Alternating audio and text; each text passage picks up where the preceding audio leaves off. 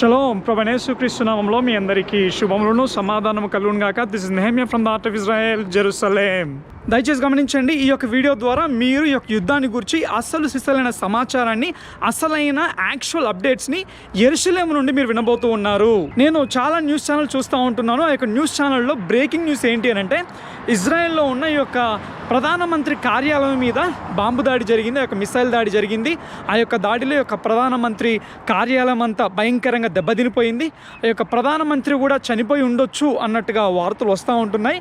దయచేసి గమనించండి, ఆ వార్తలలో ఎంత మాత్రము కూడా నిజము లేదు.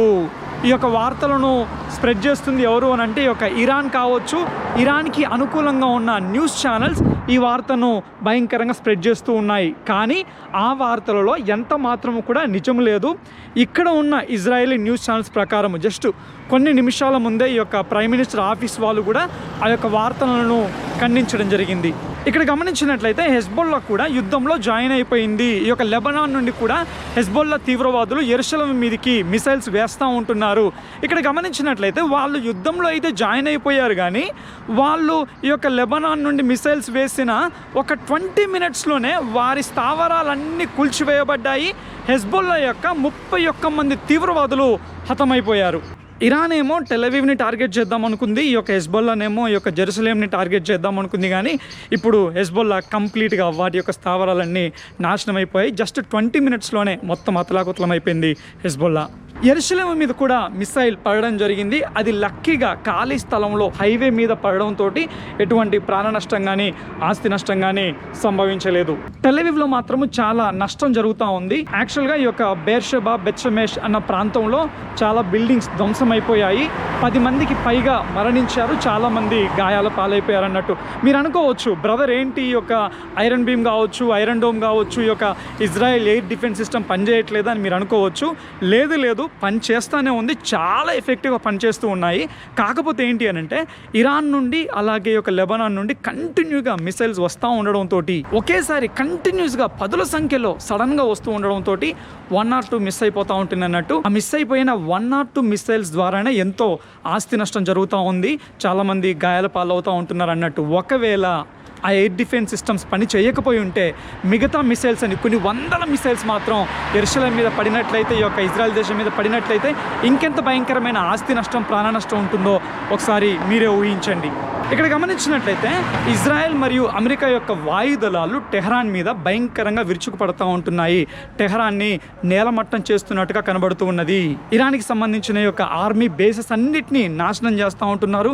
వారి యొక్క మిసైల్ ప్రొజెక్టర్స్ని కూడా ఒకదాని తర్వాత ఒకటి ధ్వంసం చేస్తూ ఉన్నారు. ఈరోజే ఇరాన్ యొక్క ఇంటెలిజెన్స్ స్థావరాల మీద కూడా దాడి జరగడం జరిగింది. ఆ యొక్క ఇంటెలిజెన్స్ స్థావరాలు కూడా కంప్లీట్గా నేలమట్టం అయిపోయాయి. ఈ యొక్క యుద్ధం అనేది ఈ యొక్క మార్చి 13వ తారీఖు వరకు కూడా కంటిన్యూ అయ్యే అవకాశమే ఉన్నట్టుగా కనబడుతూ ఉన్నాయి. ఇక్కడ ఉన్న ఇజ్రాయెల్ మీడియా కూడా అదే మాట చెబుతా ఉందన్నట్టు. ఈ యొక్క ట్రంప్ గారు కూడా ఈ యొక్క యుద్ధం కంటిన్యూ అవుతుంది అని ఆయన స్పష్టం చేయడం జరిగింది. ఇరాన్లోని ప్రస్తుతం ఉన్న రెజీము అది కూలిపోయే వరకు ఈ యుద్ధం కొనసాగే అవకాశమే ఎక్కువగా ఉన్నది. అందుకనే ఇప్పుడు ఇజ్రాయెల్లో ఎయిర్పోర్ట్ వాళ్ళు కూడా వాళ్ళు ఏమని డిక్లేర్ చేశారు అని అంటే, కొద్దిసేపు మేము ఈ యొక్క ఎయిర్పోర్ట్ ఓపెన్ చేస్తాము, ఎందుకు అని అంటే మరి వివిధ దేశాలలో ఉన్న యూదులు తిరిగి ఇజ్రాయెల్ దేశాన్ని తీసుకొని రావడానికి మేము ఎయిర్పోర్ట్ని యొక్క విమాన సేవలను మేము కొంతవరకు పునఃప్రారంభిస్తాము అని చెప్పడం జరిగింది. దయచేసి గమనించండి, ఇక్కడ ప్రేయర్ రిక్వెస్ట్ ఏంటి అని అంటే, ఈ యొక్క టెల్-అవీవ్లో అయితేనేమి, యెరూషలేంలో అయితేనేమి, టెల్-అవీవ్ చుట్టుపక్కల ప్రాంతాలలో అయితేనేమి ఈ యొక్క మిసైల్స్ని కంటిన్యూస్గా వేస్తూ ఉంటున్నారు. ఎప్పుడు వేస్తూ ఉంటున్నారో తెలుసా? నైట్ టైం వేస్తూ ఉంటున్నారు. డే టైం పెద్దగా మిసైల్స్ రావట్లేదు, కానీ డే టైం లైక్ మాకు జస్ట్ ఒక 2-3 టైమ్స్ మాత్రమే అలారం వస్తూ ఉంది. కానీ నైట్ టైం మాత్రము నెంబర్ ఆఫ్ టైమ్స్ మాకు సైరన్స్ మోగుతూ ఉంటున్నాయి. నైట్ టైం ఎందుకు కంటిన్యూస్గా వేస్తూ ఉంటున్నారు అని అంటే, పబ్లిక్ కొంత స్ట్రెస్కు లోనవు నిమిత్తము 2-3 రోజుల నుండి ఇక్కడ చాలా మందికి ప్రాపర్గా నిద్ర కూడా లేదు. ఎందుకంటే ఈ యొక్క సైరన్ వచ్చినప్పుడల్లా నైట్ టైము లేచి బంకర్లోకి వెళ్తూ ఉన్నాం కాబట్టి, యాక్చువల్గా మంచిగా ఇంకా నిద్ర పడుతుంది అన్న టైంలో సైరన్ వస్తుంది, బంకర్లోకి వెళ్తూ ఉంటున్నాం, బంకర్లో కూర్చుంటాం, మళ్ళీ బయటికి రాగానే అలా నిద్ర పడుతున్నప్పుడు మళ్ళీ సైరన్ వస్తూ ఉంటుంది అన్నట్టు. అలా చాలామందికి ఇక్కడ నిద్ర కూడా లేదు ఒక 2-3 డేస్ నుండి. అంతేకాదు చాలామంది ముసలివారు, ఈ యొక్క ఓల్డ్ ఏజ్ పీపుల్ చాలా స్ట్రెస్కు లోనవుతూ ఉంటున్నారు, చాలా ఒత్తిడికి లోనవుతూ ఉంటున్నారు అన్నట్టు. దయచేసి వారి నిమిత్తం కూడా ప్రార్థన చేయండి. ఒక ఆవిడైతే ఈ యొక్క బంకర్లోకి పరిగెడుతూ ఆ యొక్క ఆయాసం వల్ల అక్కడికక్కడికే ఆమె చనిపోవడం జరిగింది. అండ్ అంతేకాదు ఈ యొక్క టెల్ అవీవ్లో కొంతమంది బంకర్లో ఉన్నా కానీ ఆ బంకర్ మీద మిసైల్ పడడంతో అక్కడికక్కడికే కొంతమంది చనిపోవడం జరిగింది. బంకర్లో ఉంటే ఎలా చనిపోయారు బ్రదర్ అని మీరు అనుకోవచ్చు. అవి కొన్ని సంవత్సరాల కాలం నాటివి, పాత కాలం నాటి బంకర్లు అన్నట్టు. అందుకే ఇప్పుడు చాలా వరకు ఈ యొక్క మున్సిపాలిటీ వాళ్ళు ఏం చేస్తూ ఉంటున్నారంటే స్ట్రాంగ్ బంకర్స్ని బిల్డ్ చేయాలి అనేసి ఉత్తర్వులు జారీ చేయడం జరుగుతూ ఉంది. ఆ పనులన్నీ జరుగుతూ ఉంటున్నాయి. కొంతకాలానికి అవన్నీ బంకర్స్ అన్నీ కంప్లీట్ అయిపోతాయి. అంతేకాదు ఇక్కడ ఇజ్రాయెల్లో చాలామంది ఈరోజు ఉపవాసం ఉన్నారు. దేశవ్యాప్తంగా ఈ యొక్క మతపరమైన యూదులు ఉపవాసం ఉన్నారన్నట్టు ఉపవాసం ఉండి ప్రత్యేకంగా ప్రార్థనలు చేస్తూ ఉన్నారు. వారు ఉపవాసం ఉండడానికి గల కారణం ఏమిటి అని అంటే ఈ యొక్క ఎస్తేరు గ్రంథంలో మనం గమనించినట్లయితే ఈ యొక్క హామాను యూదులను చంపాలి అనుకున్నప్పుడు ఎస్తేరు ఉపవాసం ఉంటుంది కదా. ఎస్తేరుతో పాటు ఈ యొక్క యూదులందరూ ఉపవాసం ఉంటారు కదా. అయితే ఆ యొక్క ఉదంతాన్ని, ఆ సందర్భాన్ని జ్ఞాపకం చేసుకుంటూ మాకు రేపు ఇక్కడ పూరీం పండుగ ఉన్నదన్నట్టు. పూరీం పండుగ ఓకేనా.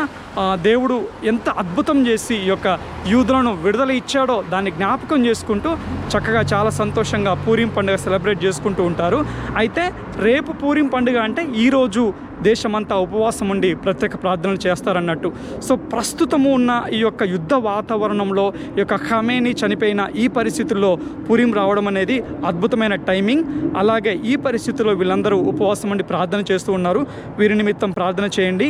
అంతేకాదు ఇరాన్లో ఉన్న ఈ యొక్క అమాయక ప్రజల నిమిత్తం కూడా ప్రతి ఒక్కరూ ప్రార్థన చేయవలసిందిగా మనవి చేస్తూ ఉంటున్నాను. అంతేకాదు ఇంకొంతమంది ఏమని అడుగుతూ ఉన్నారు అని అంటే, బ్రదర్ ఈ యొక్క ఖమేనీ చనిపోయాడు కదా, అతన్ని కొడుకే ఇప్పుడు ఈ యొక్క అధికారంలోకి రాబోతూ ఉన్నాడంట కదా అని అడుగుతూ ఉన్నారు. ఎస్, ఆ అవకాశాలే ఎక్కువగా ఉన్నాయి. కానీ ఈ యొక్క యుద్ధము ఎటు దారి తీస్తుందో అర్థం కావట్లేదు. ఎందుకు అనంటే ఇప్పుడు మిగతా అరబ్ దేశాలు కూడా ఈ యొక్క ఇరాన్కి వ్యతిరేకంగా తయారైపోయాయి. సో ఒకవేళ చైనా కానీ రష్యా కానీ ఎంటర్ అయితే పరిస్థితి ఎలా ఉంటుందో మనకు తెలీదు. మేబీ చైనా రష్యా ఎంటర్ కాకుండానే ఉండే అవకాశం ఎక్కువగా ఉన్నది. But we don't know, anything can happen at any time.